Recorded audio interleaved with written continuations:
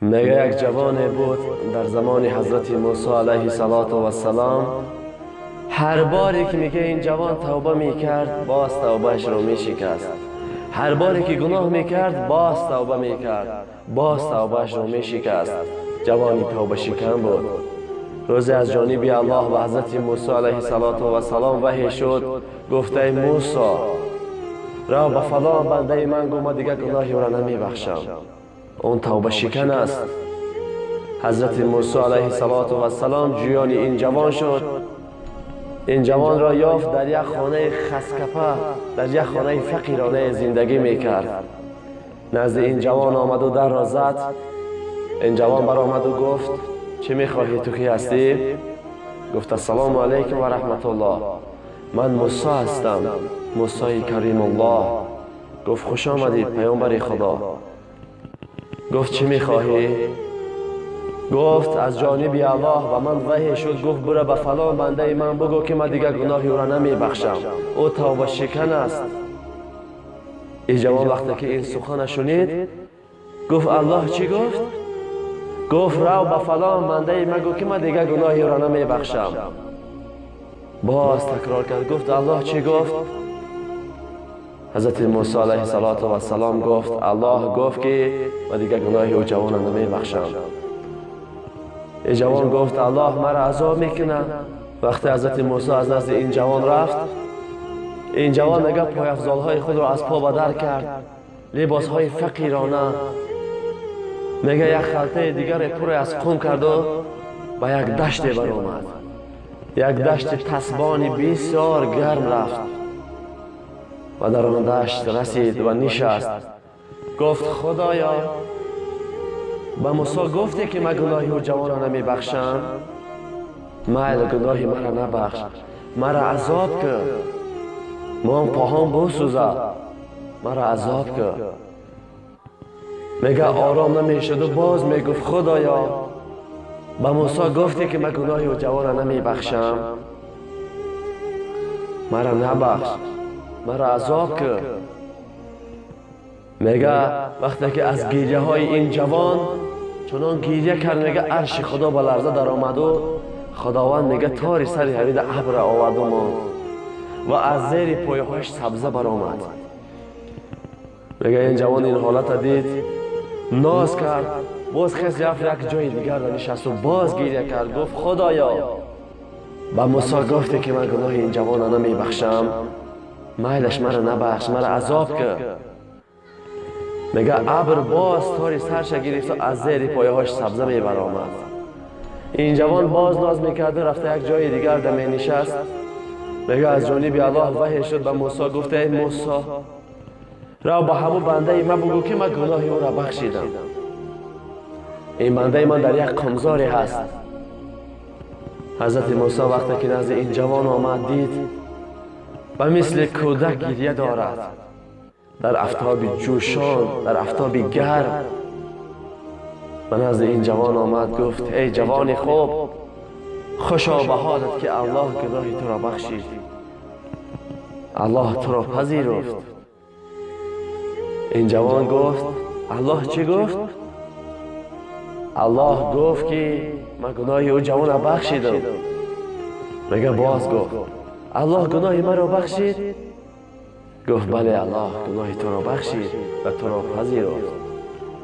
میگه این جوان از جا خیست و خنده کرد، گفت خدایا خودت اینقدر مهربان هستی، اما دیگه درگاهی کی برم؟ من که در درگاه خودت توبه کردم مرا بخشیدی. از خودت مهربانتر کی هست که من درگاه او برم؟ از تو مهربانتر کسی نیست. الله اکبر. ببینید دوستانم، الله مهربان داریم که هر گناهی میکنیم توبه میکنیم، باز میکنیم، توبه میکنیم، باز میکنیم، توبه شکن هستیم، باز الله داریم ما و شما را میبخشد. برادر جان، ما میدانیم و باز گناه میکنیم. وقتی ما و شما دانسته کردیم این چی میشود زید گفته خدا و رسول، ما بی گناه نیستیم، ما سرتاپا گناه هستیم، ما هم گناه میکنیم. خدای دور ما و شما را میبخشد. وقتی ما و شما این سخنها را فهمیدیم، الحال وقتی توبه از ما و شما توبه کنیم و از گناههای خود بگذرد. اگر من محبت خداوند را به شما بیان کنم، اگر 100 سال به من عمر دهد و من 100 سال نوار کنم بهر شما، محبت الله تمام نمی شود. محبت الله چنان محبتی است، چنان مهربانی است که باور کنید برادر جان، کسی به مثل الله به یک ذرهش مهربان نیست. اگر ما و شما یک گناه کنیم، یک گناه بسیار بزرگ کنیم، مادر ما و شما در آتش پرتافته میتواند؟ نه، نمیتواند. برای آنکه برای فرزندش دلش میسوزد. چنان الله داریم که از مادر 1000 مراتبه بهتر است، از مادر 1000 مراتبه مهربانتر است. چه خیلی ما را در آتش بپرتاید برای اندک گناه ما و شما. ما و شما وقتی توبه است، توبه کنیم، خدا ما را میبخشد. بله، هستند شخصیت هایی که تو خود چگونه هستی، تو خود کی هستی که ما را نصیحت میکنی؟ تو خودت گناهگار هستی و ما را نگو که او کی هست و شنو که چی میگه.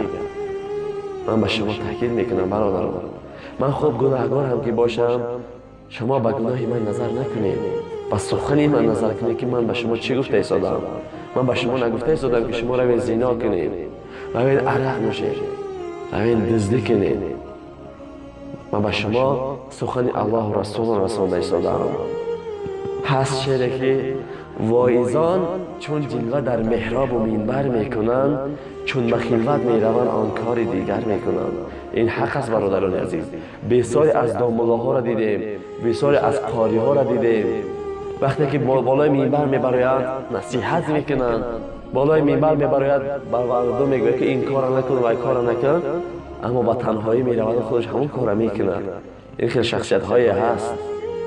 مولا را به گفتهش کن و به کردهش نه، چون که گفته او گفته رسول خدا است، گفته خداوند است، از کتاب گفته ایستاده است برای شما. او کاری او را ما چی کار داریم؟ بازم فقط در حقش دعا کنیم که خداوند اون را هدایت بفرماید. من هم به خاطر خدا برای شما میگم دوستانم، وگرنه چه زورم آمده است. هر شخصیت هایی میگوید شما برای سوم هستید، والله قسم این برای سوم نیست. از این شبکه هایی که شما ما را تماشا کرده ایستاده اید، از این برای ما کپک است، کپک. و ما در راه الله هستیم. خدا خود میگه در راه من باش، من خودم تو را میتیم. اگر کسی که به ما چه سومی که داد و از جانب الله است، نه از جانب کسی دیگر. به خدا دادگان بحث مکن، زیرا آنها را خدا داده است. خداوند ما و شما را تیانده کند و گیرنده نه. بخیل مباش. بخیل عمرش کوتاه و گورش تنگ است. شخص بخیل را هنر داری، مرحمت تو هم صرفش کن. سخن کرده میتوانی مرحمت، سخن که یک سخن پیغمبر به ما رسان. ما هم از شما یک علمی میگیریم.